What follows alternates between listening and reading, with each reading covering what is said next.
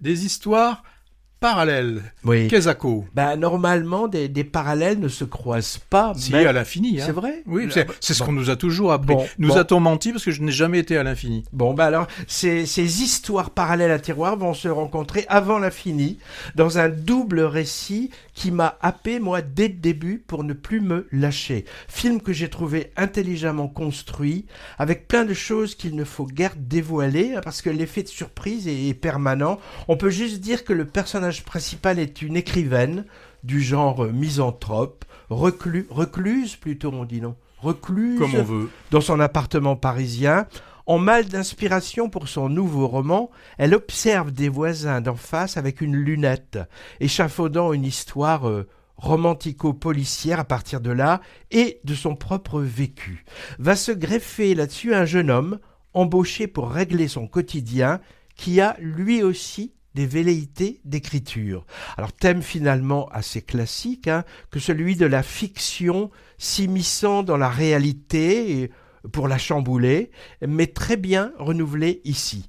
Écrin de scénario pour un casting de luxe, Isabelle Huppert en tête, qui en fait des tonnes dans une partition jubilatoire. Elle a une courte scène croquignolette avec Deneuve, qui incarne son éditrice.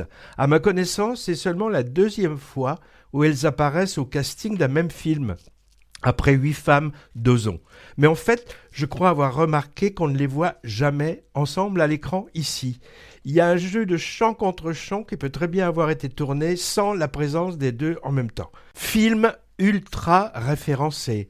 D'abord, son histoire est lointainement inspirée d'un film préexistant de Krzysztof Kiełowski qui s'appelait Brève histoire d'amour. C'était à l'origine le 6e segment de son Décalogue, une collection de téléfilms de 89-90 qui illustrait les 10 commandements. Alors, si on parle référence, il y en a une qui vient tout de suite à l'esprit. C'est évidemment Hitchcock et son Fenêtre sur cour pour cet espionnage du voisinage qui fait gamberger l'imagination. Et puis le personnage impeccablement joué par Virginie Efira m'a aussi paru être une héroïne que n'aurait pas renié le maître du suspense. Avec ses changements de coiffure, moi j'ai immanquablement pensé à Vertigo. Et on a une scène de meurtre factice durant très longtemps qui m'a évoqué le frenzy du même Hitchcock. Alors pour le casting, mention également à l'acteur Adam Bessa, en homme à tout faire pour Madame.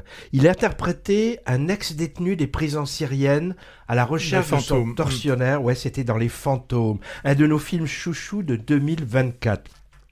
Acteur magnétique, qui joue très bien l'ambiguïté ici. Et puis 2 autres acteurs que je porte pas spécialement dans mon cœur et qui sont là sobres et parfaits, Vincent Cassel et Pierre Ninet.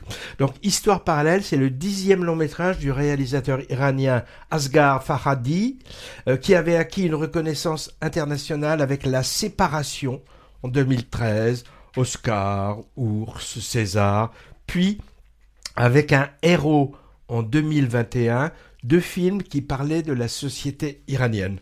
Alors là, il change totalement de braquet, et pour moi c'est une vraie réussite, injustement snobée au palmarès de Cannes.